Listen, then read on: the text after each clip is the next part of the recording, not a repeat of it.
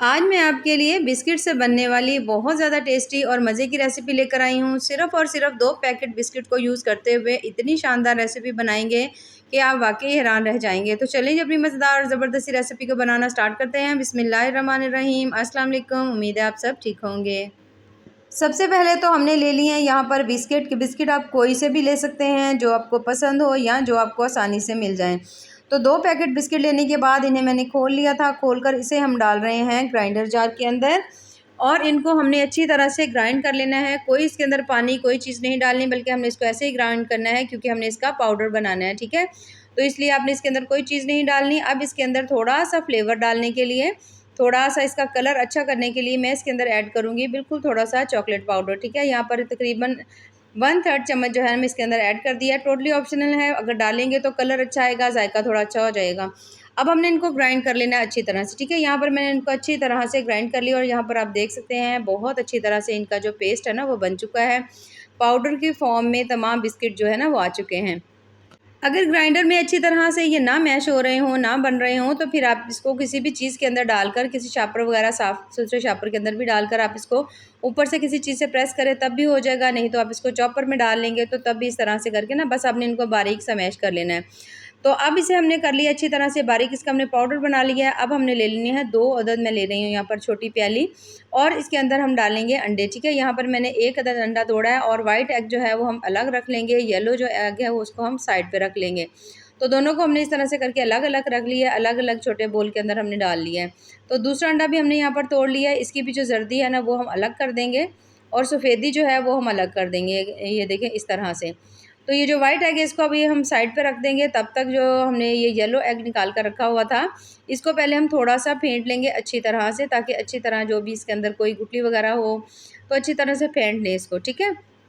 अच्छी तरह फेंटने के बाद यहाँ पर हमने ले लिया है 1 अदद पैन। पैन के अंदर मैं डाल रही हूँ 2 कप दूध, ठीक है? 2 कप दूध डालेंगे। दूध डालने के बाद अब हमने जो येलो एग हमने अच्छी तरह से फेंट कर रखा हुआ था ना, आपने वो इसके अंदर सारा जो है ना वो डाल देना है। यहाँ पर जो दूध है ना वो रूम टेम्परेचर वाला ठंडा नहीं है। 1 चम्मच कॉर्नफ्लोर डाल दिया है। कॉर्नफ्लोर डालने के बाद इसको मैंने अच्छी तरह से मिक्स कर दिया है। अच्छी तरह जब कॉर्नफ्लोर जो है वो मिक्स हो जाए तो फिर हमने इसके अंदर डालने हैं वो बिस्किट जो हमने अच्छी तरह से बारीक जिनका पाउडर बना कर रखा हुआ था। तो यहाँ पर जो बिस्किट थे वो मैं इसके अंदर सारे के सारे डाल दूँगी। डालने के बाद अब हमने दोबारा से इसको अच्छी तरह से मिक्स करना है कि कोई गुठली वगैरह दूध के अंदर ना बने और बिल्कुल अच्छी तरह से इसके अंदर सेट हो जाए। ये देखिए इसके अंदर हमने थोड़ा-सा चॉकलेट पाउडर डाला था, तो उसकी वजह से इसका कलर भी बहुत ज़्यादा अच्छा आ गया है, ठीक है? तो यहाँ पर सिर्फ़ कलर के लिए हमने इसको डाला है। डालने के बाद अब आपने इसको अच्छी तरह मिक्स करना है। जब आप देखें कि अच्छी तरह मिक्स हो चुका है, कोई इसके अंदर गुठली वगैरह नहीं रही, तो फिर इसे हम रखेंगे चूल्हे पर और हम यहाँ पर फ्लेम कर देंगे ऑन, ठीक है?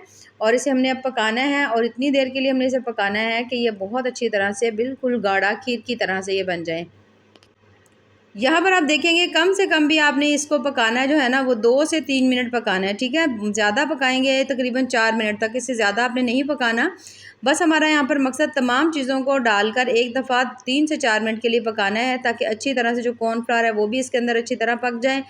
जो हमने इसमें येलो एग डाला है वो भी अच्छी तरह पक जाए और थोड़ा-सा जो बिस्किट है ना वो भी इसके अंदर पकेंगे ना तो वो थोड़े थिक हो जाएँगे, ये देखिए इस तरह से। तो आपने साथ-साथ ना इस तरह से आपने चम्मच ज़रूर चलाते रहना है, नहीं तो ये नीचे लग जाएगा या फिर ये हो सकता है कि इसके अंदर गुठलियाँ बन जाएँ। तो ये देखिए इस तरह से करके आपने चम्मच चलाना है और मुझे पकाते हुए 3 से 4 मिनट हो चुके हैं, तो बस इससे ज़्यादा मैं इसको नहीं पकाऊँगी। तो यहाँ पर आप इसकी खीर की कंसिस्टेंसी चेक कर सकते हैं कि अच्छी खासी गाढ़ी है, तो जब हम इसे थोड़ी देर के लिए ठंडा करेंगे ना, तो ये और ज़्यादा गाढ़ी हो जाएगी। तो इसको मैंने कर लिया यहाँ पर ठंडा और इसे मैं डाल रही हूँ एक बड़े बोल के अंदर।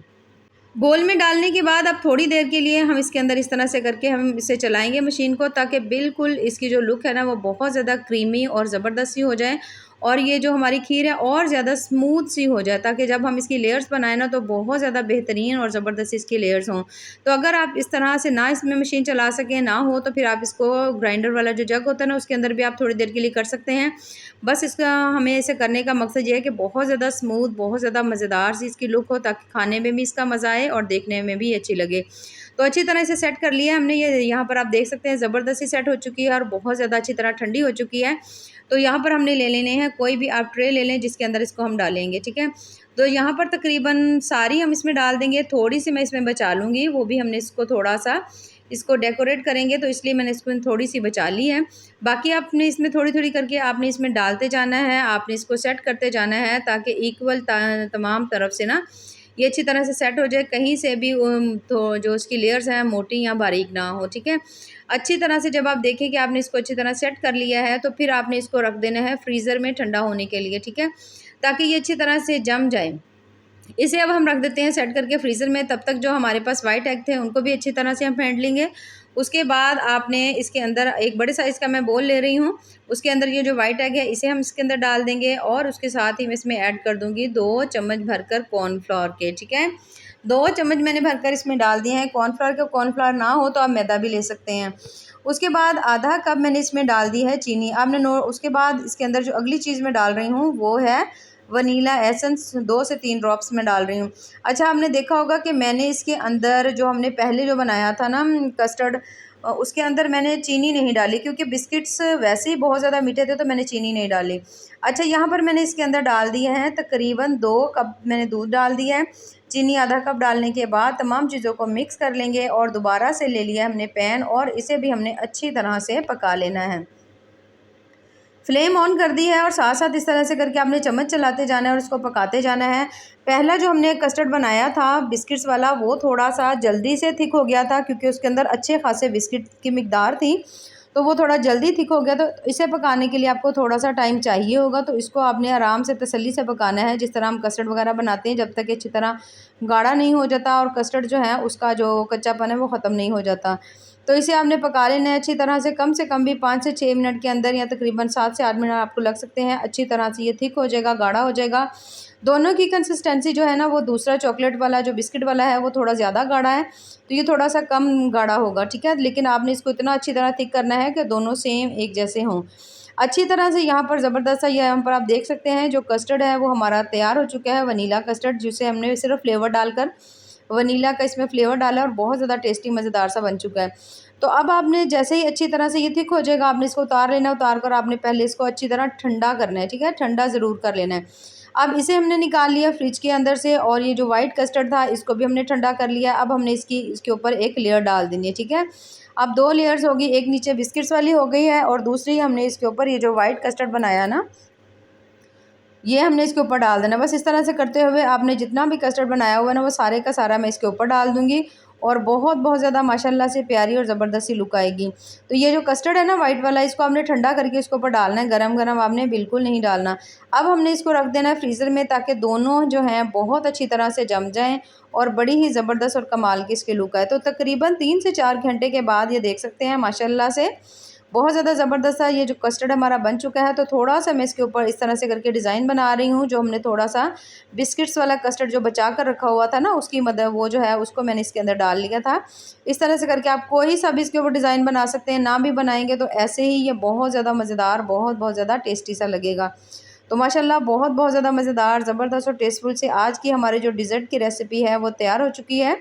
तो ऐसे ही मज़ेदार ज़बरदस्त सी रेसिपीज़ के लिए हमारे चैनल का विज़िट ज़रूर करते रहें। बहुत ज़्यादा मज़े की बनी है, बहुत ज़्यादा टेस्टी बनी है और सबसे बड़ी बात, बहुत ज़्यादा कम चीज़ों से बनी है। सिर्फ़ इसमें आपने दूध डाला है, कॉर्नफ्लोर डाला है या बिस्किट आपने इसके अंदर डाले हैं।